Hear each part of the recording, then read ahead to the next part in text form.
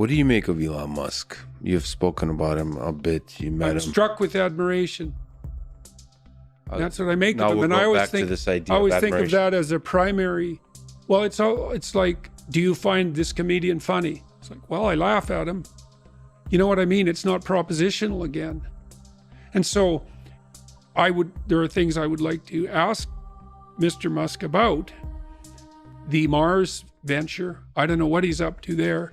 It strikes me as absurd in the most fundamental sense, because I think, well, it'd be easier just to build an outpost in the Antarctica or in the desert. Well, how much of the human endeavor is absurd? Well, that's what did Nietzsche say? Great men are seldom credited with their stupidity. Who the hell knows what Musk is up to? I mean, obviously he's building rockets. Now he's motivated because he wants to build a platform for life on Mars. Is that a good idea? Who am I to say? He's building the rockets, man. But I'd like to ask him about it. I would like to see that conversation. I do think that, having talked to him quite a bit offline, I think several of his ideas, like Mars, like humans becoming a multiplanetary species, could be one of the things that human civilization looks back at as, duh, I can't believe he is one of the few people that was really pushing this idea, because it's the obvious thing for society, for life to survive. Yeah, well, it isn't obvious to me that I'm in any position to evaluate Elon Musk. Like, I would like to talk to him and find out what he's up to and why, but I mean, he's an impossible person. What he's done is impossible. All of it.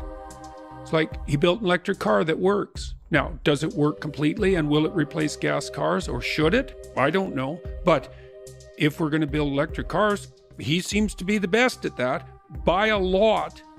And he more or less did that. People carp about him, but he more or less did that by himself. I know he's very good at distributing responsibility and all of that, but he's the spearhead. And then that was pretty hard. And then he built a rocket at like 1/10 the price of NASA rockets. And then he shot his car out into space. That's pretty hard. And then he's building this boring company, more or less as a, what would you call it? It's this whimsical joke in some sense, but it's not a joke. He's amazing. And Neuralink, delving into the depths of the mind. And Starlink, it's like, go Elon, as far as I'm concerned. And then, he puts his finger on things so oddly. The problem is underpopulation. It's like, I think so too. I think it's a terrible problem that the West, for example, is no longer at replacement with regard to birth rate. It means we've abandoned the virgin and the child in a most fundamental sense. It's a bloody catastrophe. And Musk, he sees it clear as can be. It's like, wow. And where everyone else is running around going, oh, there's too many people. It's like, nope. Got that. Not only, see, I've learned that there are falsehoods and lies, and there are anti-truths. And an anti-truth is something that's so preposterous that you couldn't make a claim that's more opposite to the truth. And the claim that there are too many people on the planet is an anti-truth. So, people say, well, you have to accept limits to growth and et cetera. It's like, I have to accept the limits that you're going to impose on me because you're frightened of the future. That's your theory, is it? Okay. So imagine that there's an emergency. Dragon. There's a dragon. Someone comes and says, there's a dragon. I'm the guy to deal with it. That's what the environmentalists say, the radical types who push limits to growth. Then I look at them and I think, okay, is that dragon real or not? That's one question. Well, I ask that question of myself every time when I spend time alone. Is the apocalypse looming on the environmental front? Yes or no? I'll just leave that aside for the time being. I think you can make a case both ways for a bunch of different reasons. And it's not a trivial concern. And we've overfished the oceans terribly.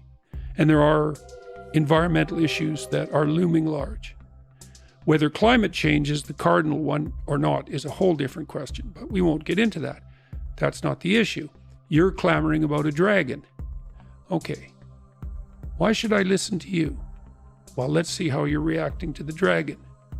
First of all, you're scared stiff and in a state of panic. That might indicate you're not the man for the job. Second, you're willing to use compulsion to harness other people to fight the dragon for you.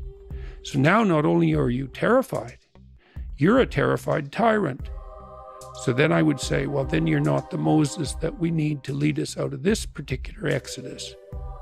And maybe that's a neurological explanation. It's like, if you're so afraid of what you're facing, that you're terrified into paralysis and nihilism, and that you're willing to use tyrannical compulsion to get your way, you are not the right leader for the time.